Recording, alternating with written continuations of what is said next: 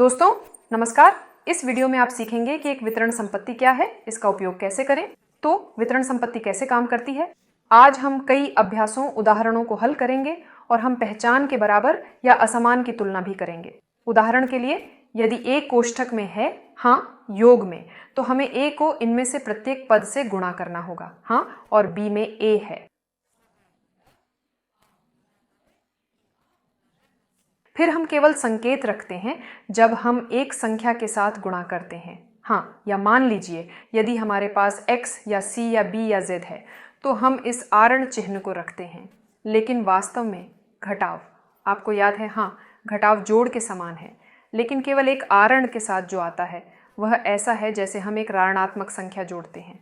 हाँ, एक ऋणात्मक संख्या या एक नकारात्मक x, ठीक है। यहाँ हम केवल दो पदों को लेंगे, लेकिन अगर हमारे पास तीन पद हैं, हाँ, यहाँ की तरह, हमें तो फिर हम b से c से d से गुणा करेंगे, इसे जोड़ेंगे। चलिए देखते हैं कैसे काम करता है। जैसे यहाँ 3xy वही है जो 3xy को जोड़ते हैं। लेकिन अगर हमें x और y दिया है तो तुम्हें सोचना ही होगा मेरे लिए क्या आसान है।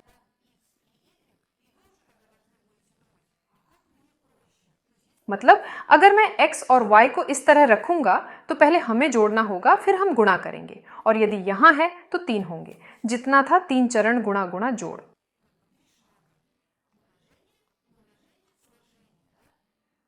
हाँ, कौन अधिक प्रभावी है ये स्पष्ट है यहां कि यही है, तो चलो इसे इस तरह से लिखते हैं।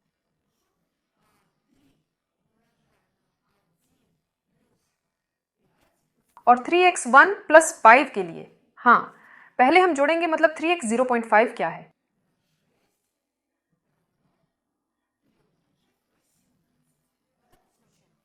यह आधा है, हाँ, a/2, यानी हमें 7 से आधा लेना होगा।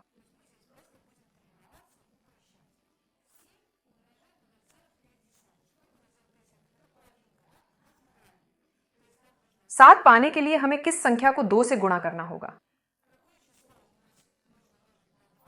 यह 3 है। और आधा, फिर साइन ट्रांसफर करते हैं। साथ ही यहां हमारे पास साइन है, यह याद रखना जरूरी है कि तुम्हें साइन को ही फॉलो करना है।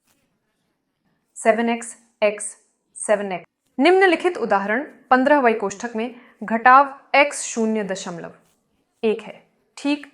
आइए देखते हैं। सबसे पहले तो हमें संकेत रखना जरूरी है। याद रखना कि यहां माइनस होगा, हाँ, 15x, ठीक है। लिख सकते हैं 15xy, क्योंकि हम पहले ही विस्थापन संपत्ति सीख चुके हैं। अतः अगर कुछ होगा तो वह यहाँ होगा। वीडियो में ये पॉपअप होगा और डिस्क्रिप्शन में भी होगा।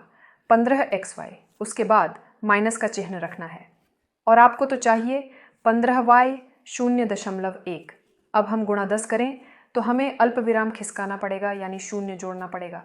हाँ, अगर हमारे पास दशमलव पूर्णांक नहीं है बल्कि 0.1 है तो हमें अल्प विराम खिसकाना होगा। मान लो कि हमारे यहाँ अल्प विराम नहीं है, हाँ, पर इसका मतलब क्या हुआ? मतलब ये कि जैसे ही बाद आया, हाँ, जैसे कि वह हो हम नहीं लिखते, यह 15.0 है उदाहरण के लिए। हाँ, हमें तो इसे कहीं खिसकाना ही है, दाईं ओर या बाईं ओर। कमेंट में लिखिए, दाईं तरफ या बाईं तरफ, बाईं ओर खिसकाना चाहिए।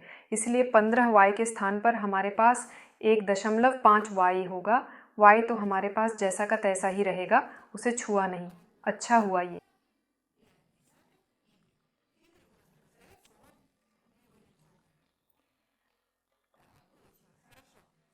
यहाँ हमारे पास माइनस है, इसका क्या मतलब है? इसका मतलब ये है कि इस योग में प्रत्येक शब्द में कोष्ठक में क्या जाता है, हम बस हर चीज़ का संकेत बदल देंगे।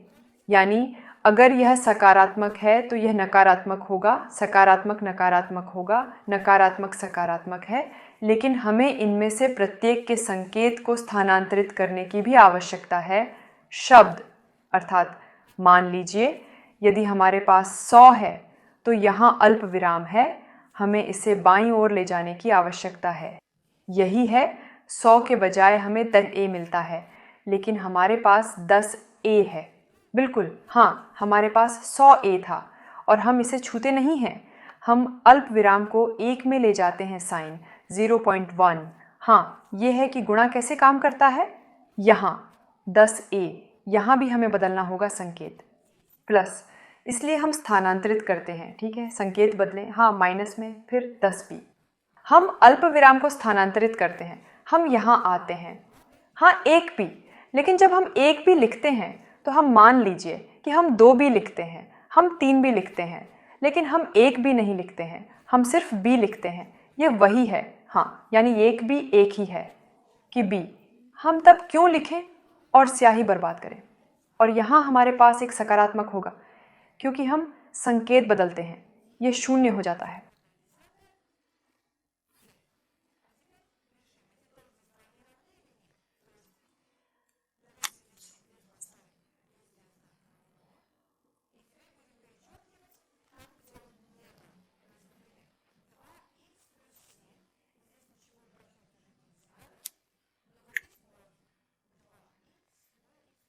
साथ कोष्ठक में अगर हम गुणा करते हैं, हाँ, यानी प्रत्येक शर्त पर एक ड्यूस, फिर हमें क्या मिलेगा। x plus 2x 7 14। उसका क्या मतलब है, ये उसके समान नहीं है, इसीलिए यह सच नहीं है। अगला, कोष्ठक में a प्लस b को 2 से गुणा किया जाता है, हमें क्या मिलता है, 2 हो।